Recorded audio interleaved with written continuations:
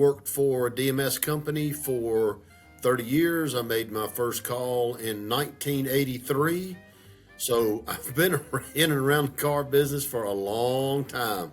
A fellow named Chuck Lindsay called me one day and he said, would you be interested in coming to TVI? And at that present moment, the answer was unequivocally yes. And I spoke to Bill and Drake, I'd say for about 45 minutes. And then I said, if you'll have me, I'm in. And it turns out that they would have me. My journey is, I've been in the car business for over 30 years. I'm not going to say how many years exactly. Started out in a dealership back when I was in high school, and then worked with Reynolds & Reynolds for several years in the forms division and a little bit of marketing.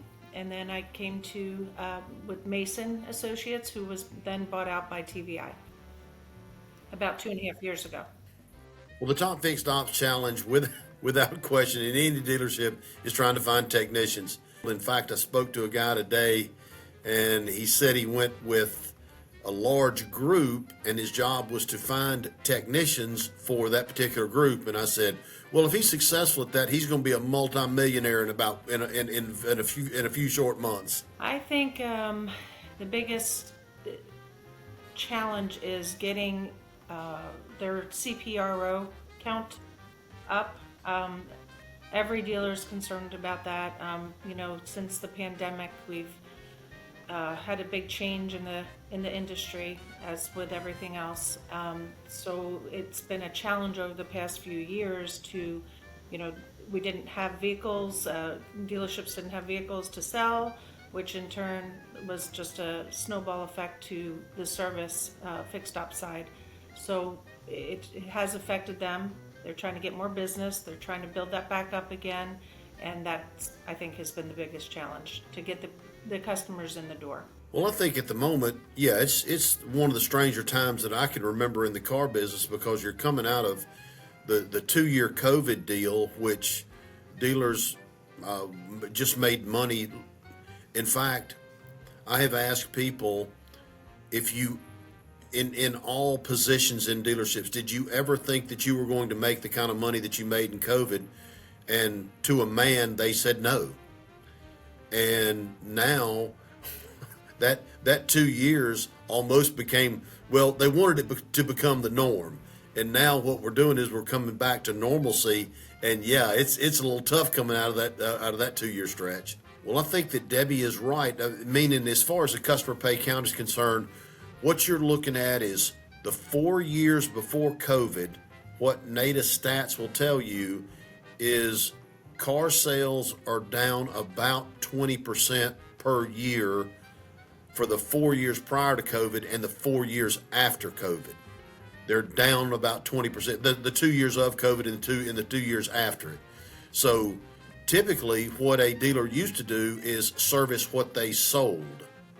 So I think they have to find more avenues to bring customers in the door, because you're looking at a downward trend of about 4 years now. Yes. I believe that, they also have the challenge too of the independent shops. It's still to this day, the perception for a dealership to have their customer having their service done at a dealership is that they're too expensive. That's their perception.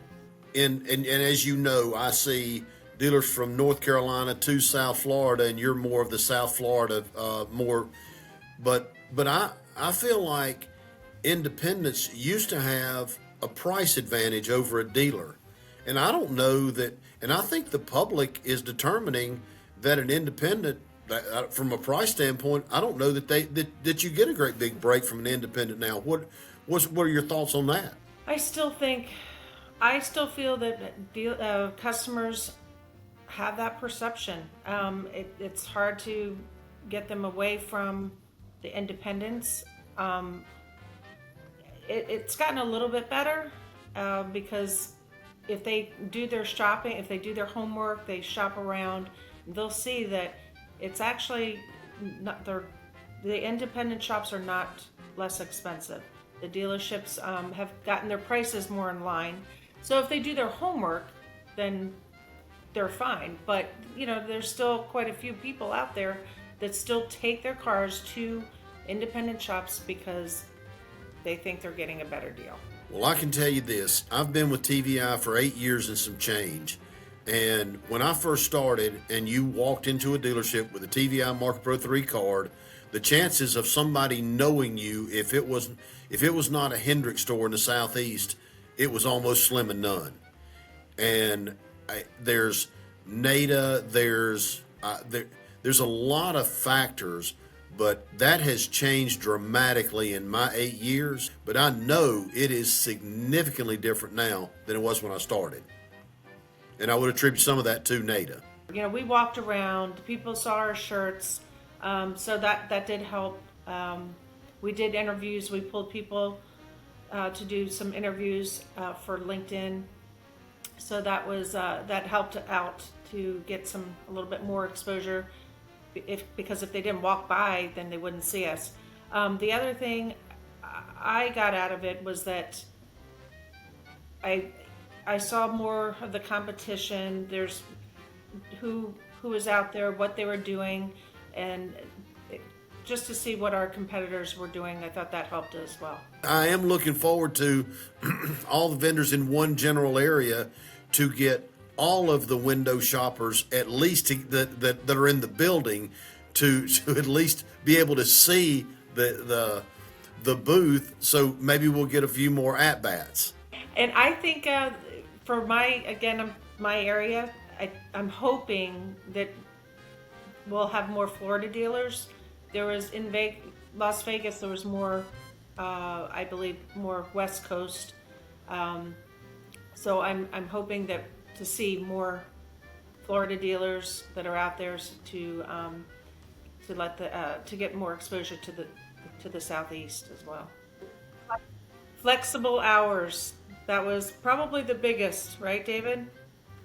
Don't you agree? It seems like the 20-something-year-old kids of today, when we were coming through, Debbie and I we worked our tails off to make money, and your quality of life was important, but you worked your tail off to make money. Well, it seems as if the younger generation, the quality of life is probably higher on their priority list than it was when we were young.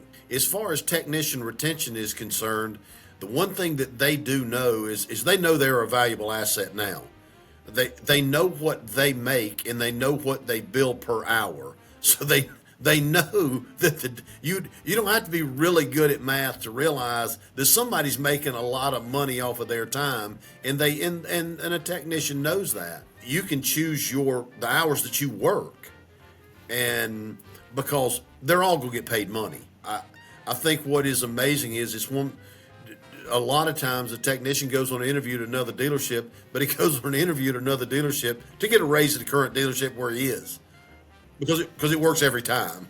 Yeah, they're definitely they're seeing the value of technicians now. Dealers are.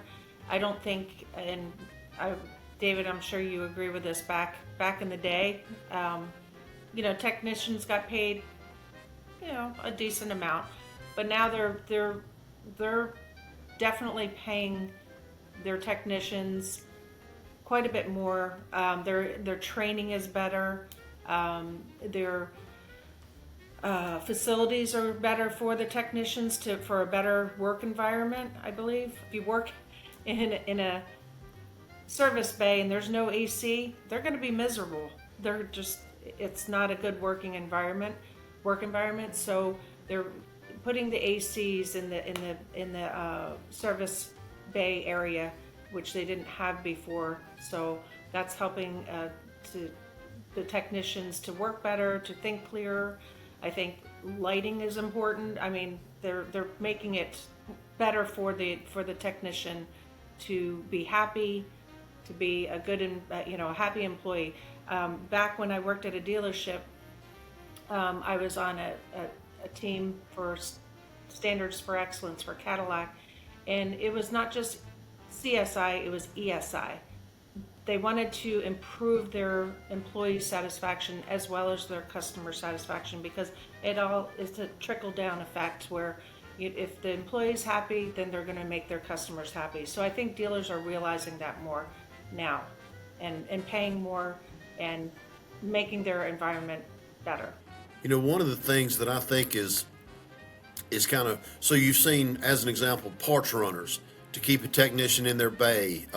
You've seen technician dispatching where they finish off a job and they automatically get assigned another job. Now they still have to go get a set of keys and go get a car, but then on the other hand, those are all things that give them a little bit of time back during the day.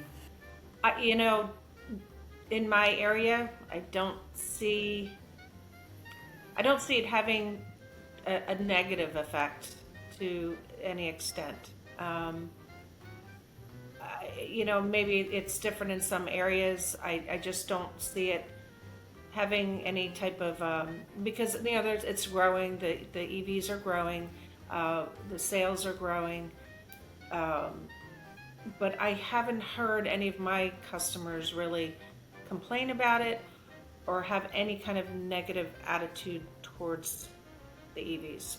You know, I hadn't either. I mean, now I again, most of my life has been in North Carolina, but in the South in general, I don't see it as holding dealerships back to any degree. Buick is full force electric. I mean, and Debbie, have you noticed that dealers that used to be Chevy, Buick, GMC are now Chevrolet, GMC dealers? Yes. Yeah. Because they're walking away from the Buick franchise because of the requirements to go with this full electric. And this guy walked away from the Buick franchise, and they did it because of they weren't prepared to make the investment to do the electric cars. Now, is that short-sighted? Only time will tell.